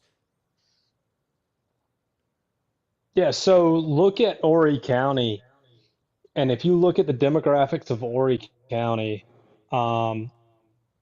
it's under 18 population as a percentage is less than your PD counties. They're not bringing their children with them. I mean, this is a totally different subject, but I often ask the question, what's Horry County going to do once the boomers die off? Because, I think there's going to come a day in reckoning where you start to see at least a plateau, if not a decline in population in Horry County, because they didn't didn't bring their children with them. They didn't set up heritage there. Well, this is the exact same thing that's happening to Japan right now. You know, a good friend of mine told me he ran a business down at the beach. Breaking up on us. Jim, you're breaking up on us pretty good, but yeah, you're right. Japan's having the exact same issue right now, and China is too, where I don't know what just happened. They have an older generation that's dying out, and that same older generation just didn't have that many kids, and so they're having a population collapse. Maybe we should give them some immigrants, Josh. Ain't that how it works? You know, you don't have babies, so now you just get all the previous babies from everywhere else across the world. Well, it's like Sam Hyde said, we need to set up a blockade to stop the Chinese from stealing all the Indian refugees from us.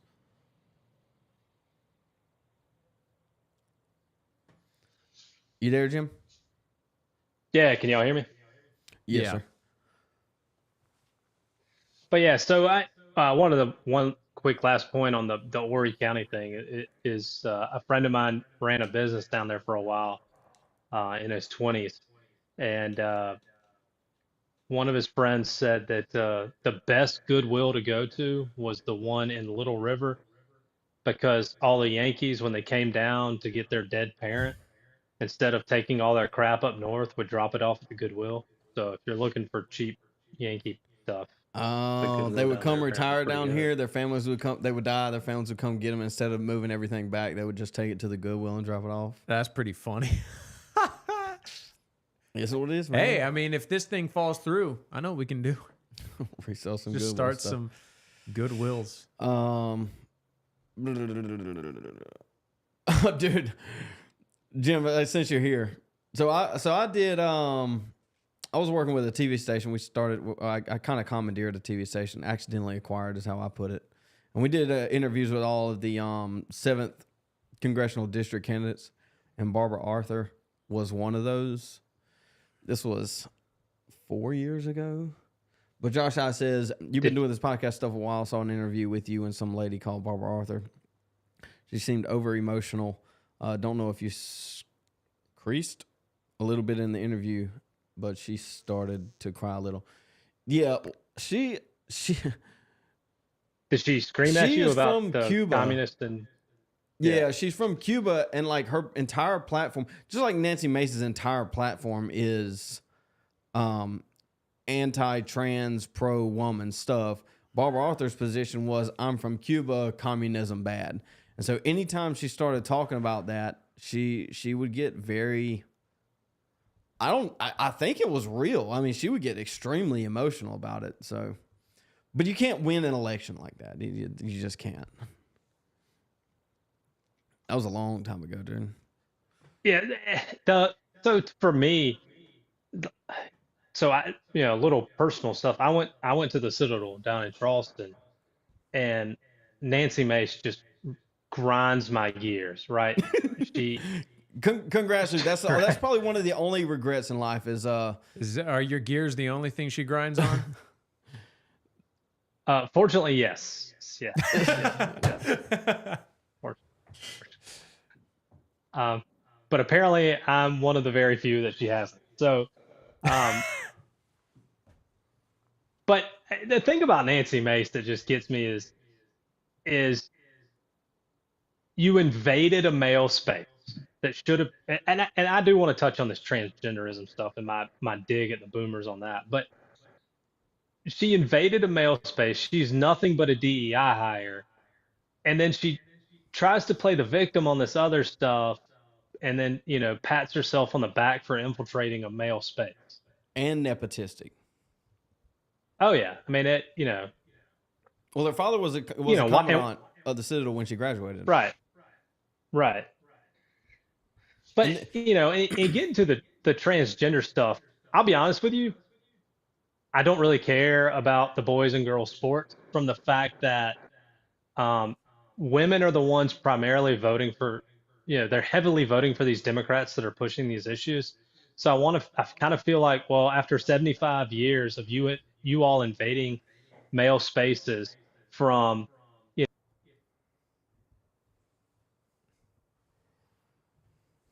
breaking up on us again. But I mean, yeah, Jim's absolutely right. It's so hypocritical. But the problem on top of that is, I had a point I was gonna. What was he talking about that last second? He didn't care about trans men and women's sports.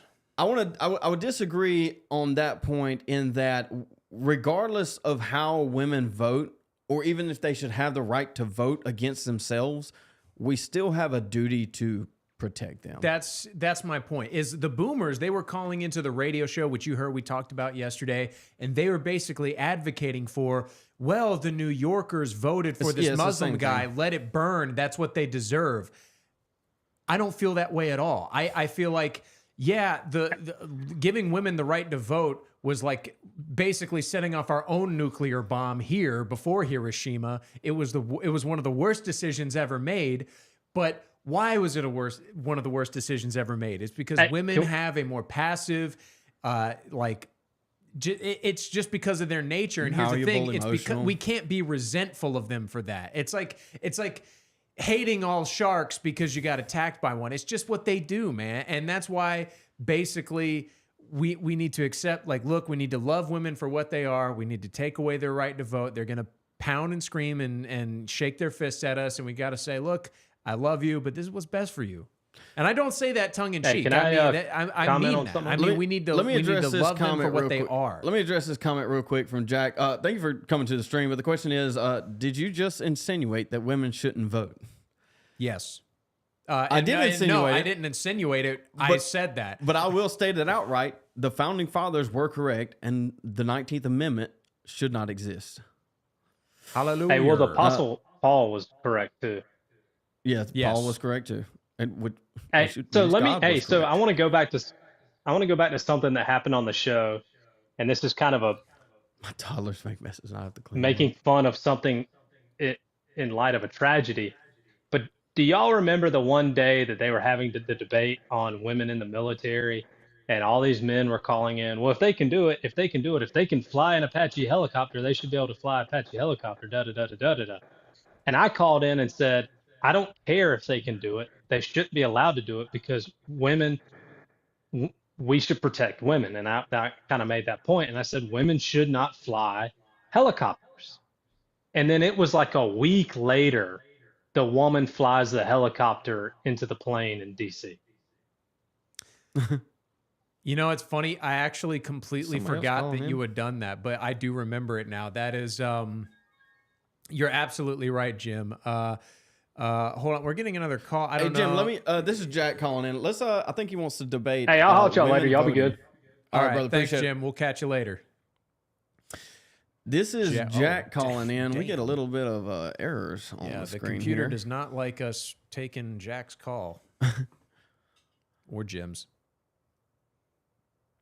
I think the hard drive's full. It is what it is. That's all right. We'll clean it figure it out later.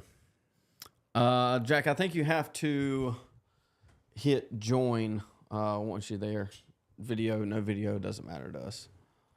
Seth Topper said, he said, my toddlers make messes and I have to clean them up. Yeah, I think we have duty to... Jack dropped. You have duties, you know. Individuals have duties, groups have duties. Just like I think it should be our duty to take care of the baby boomers, but they won't allow us to. Just like we have a duty to protect women, but they won't allow us to. So...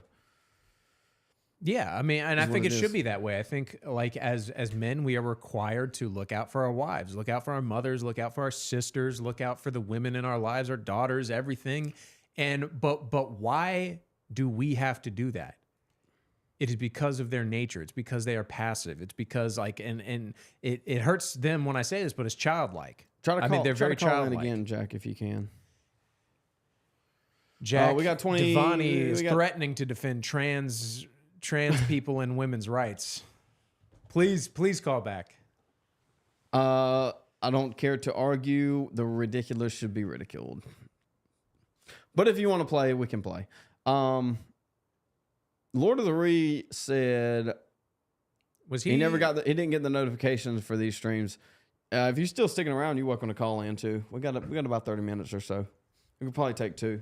It's already 4:30. Hot diggity dog. I found some other things on Twitter that we can touch on real quick. Just give us a second. If you call in, I'll answer, but I'm gonna put you on mute for a second. Yeah, but we're not gonna wait. The program was obliterated at those 3 sites, but they still have ambitions. I don't know where the 900 pounds of highly enriched uranium exists, but it wasn't part of the target set. All right, so to give you a little bit of timeline, I know we had ours, was it yesterday or the day before, we were talking about CNN came out and they said, we didn't hit the enriched uranium. Trump and Pete Hegseth came out and said, and J.D. Vance said, these people don't know what they're talking about. We got all of it. We destroyed everything because the bombs were this big. And now Lindsey Graham's coming out and says, I don't know where the 900 pounds of highly enriched uranium exist, but it wasn't part of the target set.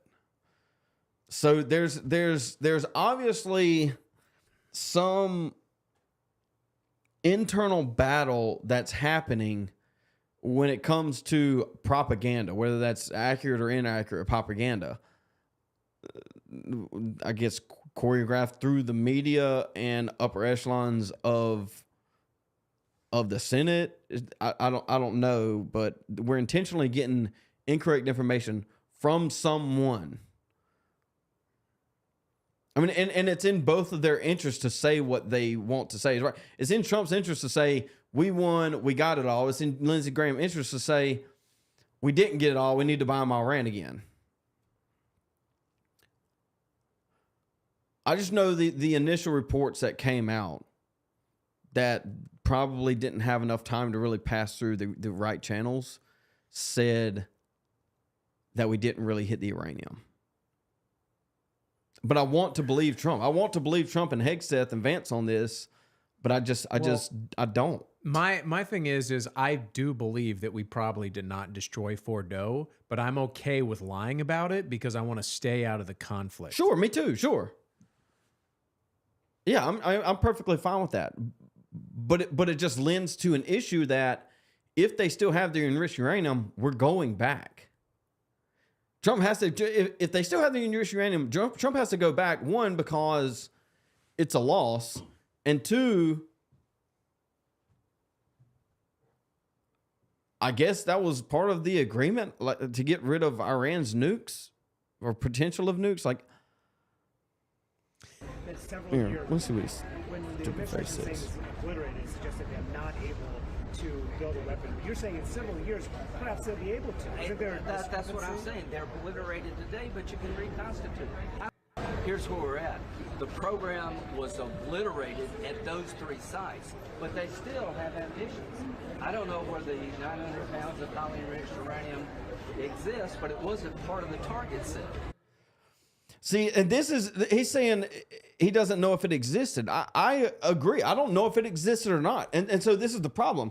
If we obliterated the target set, meaning these 3 nuclear building sites, there should be evidence of enriched uranium. And I haven't seen any. And this is a problem. Either we were lied to about the enriched uranium, or we didn't get it. These are the only 2 options. Because they couldn't have moved it, like you said, and I believe you. I mean, they could have. They would have needed prior. There's like a week's notice probably. I mean, they probably could have got it out in a couple days. I mean, they may have moved it after October 7th. Who knows? They're deep within these mountains. Per their admittance, you don't just move 1,000 pounds. At this point, it would probably be a couple tons, just given the container it has to be contained. You don't just move that. It's not. You don't just move it, and then there's no evidence of any type of fallout. And here's what I want chat to understand is, I'm not saying one way or the other. What I'm saying is it doesn't make sense. None of it makes sense. Trump's position, Hegseth, Vance's, Lindsey's, CNN, none of it makes sense. And so that's an issue. Well, there's no dots to be connected. There's clearly an internal, like you said, there's clearly an internal battle going on within the administration, within the right. And here's something Lindsey said that I was surprised you didn't bring up. But basically, he said he's gay. He's gay. we hit the sites, but we did not remove the incentive to pursue this thing. Well, how do you do that, Lindsey? By killing the government? He's basically advocating for regime change, and this is something. I mean, he's a war hawk. This is why Lindsey Graham. I wonder. it'd be fun to show the video I sent you. Which one? The Gamecock game. The guy. I didn't watch it. The one you said was funny. Yeah. But Lindsey Graham is if you don't know, he's a homosexual.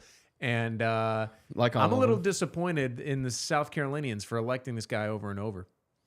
He's got some strings he pulls, man. I was telling Rodney the other day, I think he can be beat, but I know somebody is going to run against him, but I don't think he can win. The problem is I'll have him on in the studio. It's like cool. It's like J.D. Chaplin versus Gerald Malloy. Just to a much greater extent, where basically you run against him and he'll come after you. Except the thing is Lindsey's backed by Israel. Lindsey's backed by all these shady things. Lindsey basically has infinite pockets. Yes. Jefferson says narrative is shifting. The narrative is shifting. The question is, can we shift it fast enough? How interesting a world it is when it is the young that are much more comfortable with the Christian republic than the old. You say republic, I say dictatorship, tomato. I'm just kidding. Bombing was to satisfy the Israel lobby. I think the bombing played multiple roles. I think it was to halfway satisfy the Israel lobby. One, I think two, it was to kind of put this thing on a back burner potentially, and then three, to kind of pass this big beautiful bill that still isn't getting passed, and now it's getting cut, and now they're adding in all this stuff to sell off federal land. It's like, dude, we just want deportations, man. Like, how hard is that? Just do what you're supposed to do. Dude, were you still in school when Michelle Obama took away your mini corn dogs? So here's the thing. Jim just called me fat, by the way, you bastard. but I went to private school, so I was unaffected by Michelle Obama's. You silver spoon. I'm better than everybody. I mean, I can't help it. The son of a doctor or anesthesiologist. Anti-ballot harvesting law in South Carolina took down Gerald Malloy. I'm not extremely familiar. I'm not with it, that familiar with it. I mean, I'm sure that helped. There was something else I wanted to look at too. Well, two of them really. The first one is a little bit black pilling. It's kind of in the same vein of what we were just talking about. Not that one. This one. This is, Josh, you're going to have to read it. Breaking news. I was shocked to hear the state of Israel, which has just had one of its greatest monuments in history and is strongly led by Bibi Netanyahu, is continuing its ridiculous witch hunt against the great wartime Prime Minister Bibi. And I just went through hell together, fighting a very tough and brilliant longtime enemy of Israel, Iran, and Bibi could not have been better, sharper, or stronger in his love for the incredible Holy Land. Anybody else would have suffered losses, embarrassment, and chaos. Bibi Netanyahu was a warrior like perhaps no other warrior in the history of Israel, and the result was something that nobody thought was possible, a complete elimination of potentially one of the biggest and most powerful nuclear weapons anywhere in the world, and it was going to happen soon. We were fighting literally for the survival of Israel, and there's nobody in Israel's history that fought harder or more competently than Bibi Netanyahu. Despite all of this, I just learned that Bibi has been summoned to court on Monday for the continuation of his long running. He has been going through this horror show since May of 2020. Unheard of. This is the first time a sitting Israeli prime minister has been on trial. Politically motivated case concerning cigars or Bugs Bunny doll, and numerous other unfair charges. In order to do him great harm, such a witch hunt for a man who has given so much is unthinkable to me. He deserves much better than this, and so does the state of Israel. Bibi Netanyahu's trial should be canceled immediately, or a pardon given to a great hero who has done so much for the state. Perhaps there is no one that I know who could have worked in better harmony with the President of the United States, me, than Bibi Netanyahu. It was the United States of America that saved Israel, and now it's going to be the United States of America that saves Bibi Netanyahu. This is a travesty of this travesty of justice cannot be allowed. So that, just happened? That happened like an hour ago. Yesterday. Oh, today's the 26th, right? Mm-hmm. So I actually don't know what's going on. I hadn't heard about this. Me neither. I don't know what's going on. He's on trial? Nobody knows what's going on. Yeah. Well, I just feel like the scary thing is it's probably the Likud party, and they're probably just going to replace him with someone worse. Did you ever listen to Rush Limbaugh? Not if I could help it. No, I haven't listened to this. This is nearly 20 years ago. This is Charlie Kirk. Nearly 20 years ago, Rush Limbaugh laid out America's immigration policy should be. He called them the Limbaugh laws. They sounded harsh, but in truth, he was just ripping them off from a country most Americans wouldn't suspect. We must dramatically reform and reduce legal immigration. Every person we let in must be because it is in our national interest to do so. Can you say shift from Kirk? You want to buy land, it'll be restricted. Immigration proposals these days, let me add mine to the mix. Call it the Limbaugh laws. First, you immigrate to our country, you have to speak the native language. You have to be a professional or an investor. No unskilled workers allowed. Also, there'll be no special bilingual programs in the schools with the Limbaugh laws, no special ballots for elections, no government business will be conducted in your language. Foreigners will not have the right to vote or hold political office. If you're in our country, you cannot be a burden to taxpayers. You are not entitled to welfare or food stamps or other government goodies. You can come if you invest here, an amount equal to 40,000 times a daily minimum wage. If not, stay home. But if you want to buy land, it'll be restricted. No waterfront, for instance, and as a foreigner, you have to relinquish individual rights to the property. And another thing, you don't have the right to protest. You're allowed no demonstrations, no foreign flag waving, no political organizing, no bad-mouthing our president or his policies. You're a foreigner. Shut your mouth or get out. And if you come here illegally, you're going to jail. Now, you think the Limbaugh laws are harsh? Well, every one of the laws I just mentioned are actual laws of Mexico today. That's how the Mexican government handles immigrants to their country. Yet Mexicans come here illegally and protest in our streets. How do you say double standard in Spanish?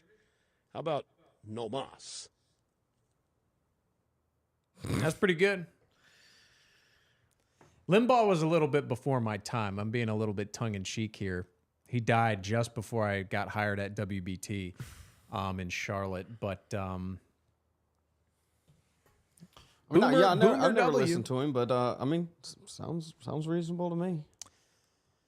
I mean, it sounds like he's not actually advocating for these laws. No, yeah, like, the rug pull about Mexico. Yeah, that was like tongue in cheek. But I mean, why not? Based Mexico. I mean, that's where we're at.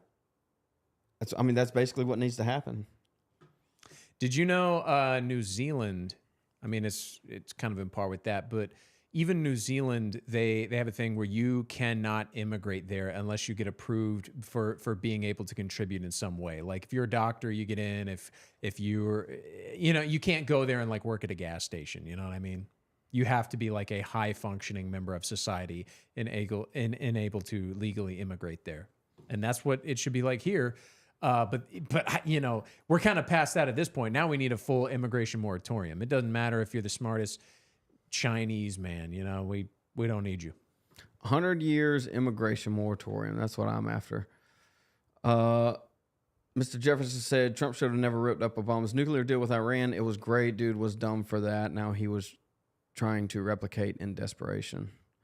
See, I don't know too much about the original nuclear deal, but we're basically destroying the deal without something else already in place is just dumb. I don't really remember how that played out. That was his first term, wasn't it? Yes.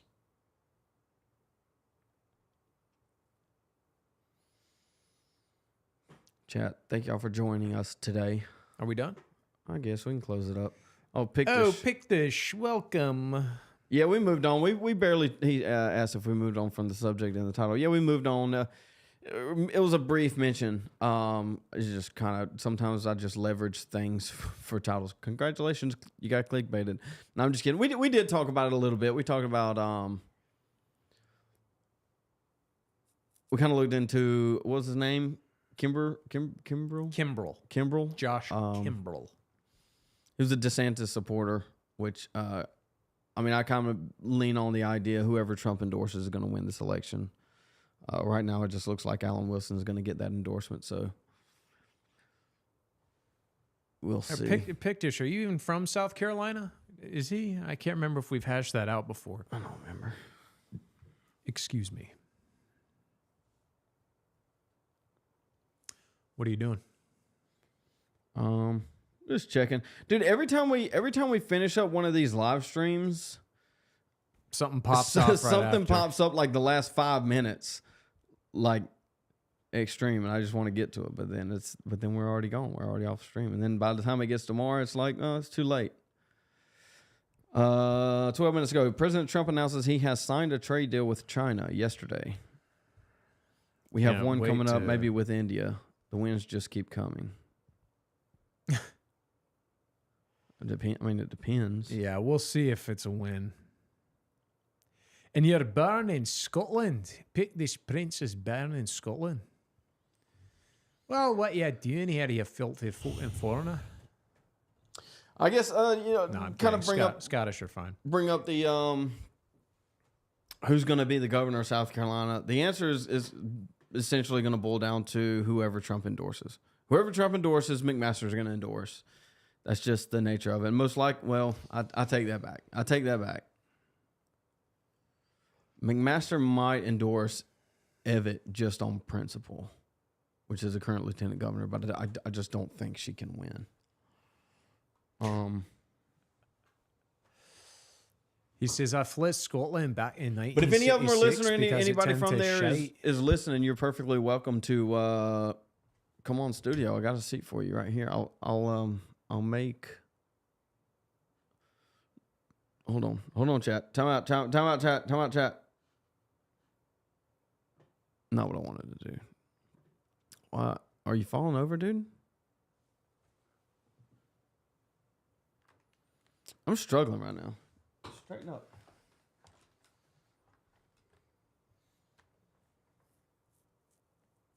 There we go. All right. You can have that seat right there. I mean, I wouldn't be too combative. I don't think. I mean, maybe I would. I guess it depends on who. With who? Is. Put Nancy Mace right there. Put her on blast.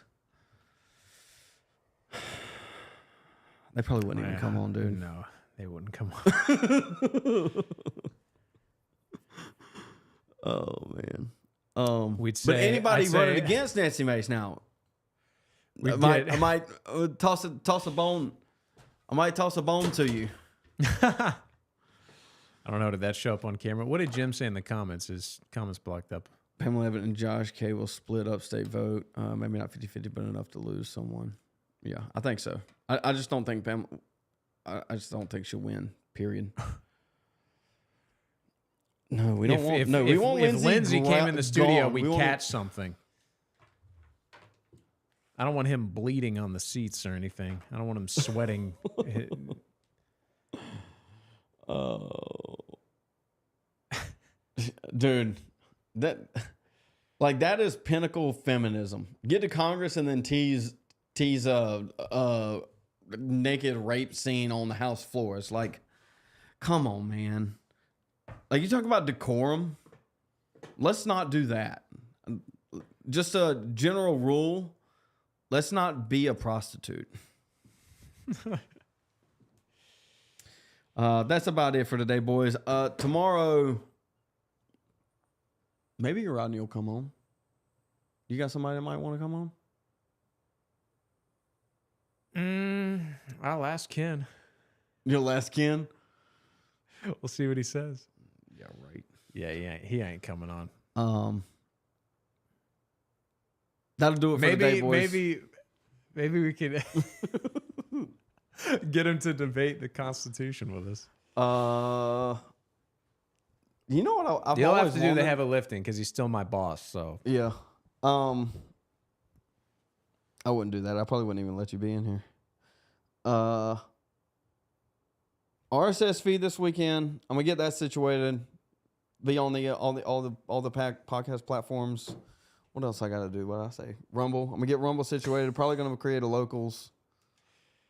I was laughing at Jim's and then double comment. check on YouTube memberships. Lindsay. Lindsey Graham. It's me, Lindsey Graham, your South Carolina state senator. Ladies and gentlemen, Sailor. Thank you for stopping by today. We will catch you tomorrow. Wait a minute. Oh, tomorrow's Friday. Is Rodney just gone? Did he just flake on us? I don't know. He might be here. Rodney's got things to do, man. You know, he's a busy guy. I get it, man, but I miss the guy. He's a We'll good. see. He's a good counter. He's a good counter to us. We'll see. I got a lot going on. We're gonna make it happen, though. If you want to imitate Lindsey Graham, just call for more war. Yeah. What does that have to do with South Carolina? Ladies and gentlemen, thank you for stopping by today. Thank you for listening. If you haven't yet, drop a like, subscribe, and we'll see you tomorrow. It wasn't as energetic today, but I'm sure we'll find something for tomorrow to be energetic about, and you can share that one. Pieces.